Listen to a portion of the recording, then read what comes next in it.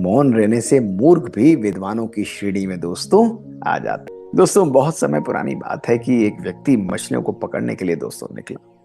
दोस्तों ऐसी जगह पर पहुंचा जहां ढेरों मछलियां थी, उसे मछलियां दिख नहीं थी दोस्तों।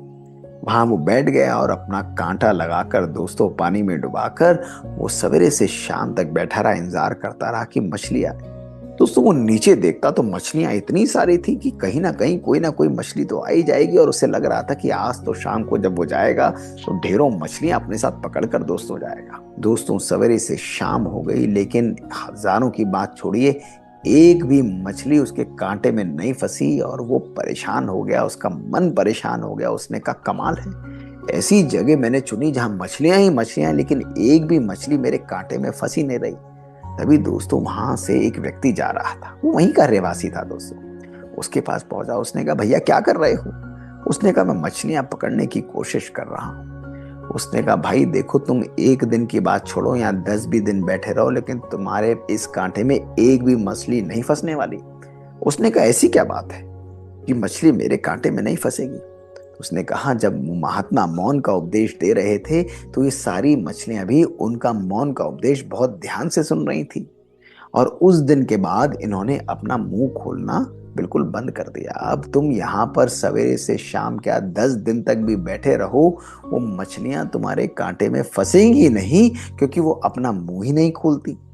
दोस्तों उनकी ये बात सुनकर उस व्यक्ति की आंखें फटी की फटी रह गई। उस व्यक्ति ने कहा अगर तुम मछलियां पकड़ना चाहते हो तो यहाँ से जाओ और जाकर कहीं और ही कोशिश करो जहाँ की मछलियों ने उस उद्देश्य को ना सुना हो, और वो तुम्हारे कांटे में जरूर फंसेंगी। और उसका ये कहना था और मुस्कुराते हुए वो वहां से चला गया। दोस्तों वो व्यक्ति जब वहां से गया, वो केवल ना उसको मछलियों के बारे में बता के गया, उसको जीवन की एक अद्भुत शिक्षा भी देकर गया। उसने उस व्यक्ति को समझा दिया था कि अगर व्यक्ति मुख खोलता है तभी वो फंसता है। इसी प्रकार से जब वो मछलियां अपना मुंह खोलेंगी तभी वो कांटे में फंसेंगी। और दोस्तों कहीं ना कहीं यही हमारे जीवन की भी व्यथा, हमारे जीवन की भी कहानी है।